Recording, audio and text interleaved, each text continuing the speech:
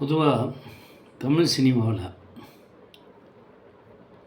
ஆபாசமும் வன்முறையும் பெருத்து போச்சு. இது எல்லாருக்கும் தெரியும்.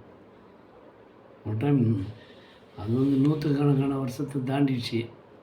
பேசும் படத்துலேருந்து சொல்லுவாங்க டாக்கின்னு சொல்லி, வெறும் ஆயாசை கூட இருக்காது.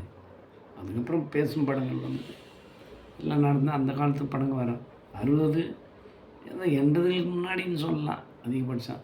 அதுக்கப்புறம் ஆபாசமாக குறிக்கோளாக வச்சு, வன்முறையை மட்டுமே குறிக்கோளாக வச்சு படம் எடுத்து பாஸ் பண்ண வைக்கிறாங்க. பட் எல்லாத்துக்கும் மேலே என்னை பொறுத்த வரலையும் ஒரே விஷயந்தான் சொல்லுவேன். ஆபாசத்தை காட்டுறதுக்கு பெண்களும், வன்முறையை காட்டுறதுக்கு டெட்லி வெப்பன்ஸுன்னுவாங்க. அதை இது ரெண்டும் இல்லாமல் ஒரு படம் எடுத்து நீங்கள் ஓடி பணம் சம்பாரிச்சிருங்க பார்க்கலாம். பெண்களையும் நீங்கள் வன்முறைக்கு யூஸ் பண்ணுற அந்த பொருள் இல்லைன்னா நீங்கள்